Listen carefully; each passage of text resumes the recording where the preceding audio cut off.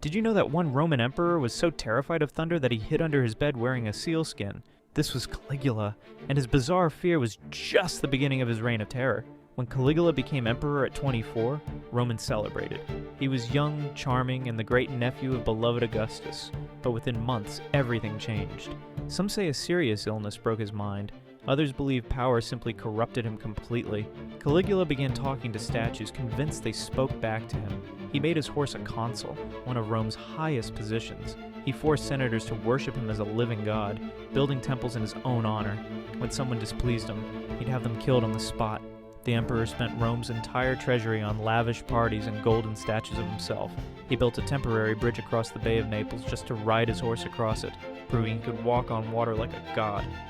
After less than 4 years, his own guards assassinated him. Rome learned that unlimited power could create monsters.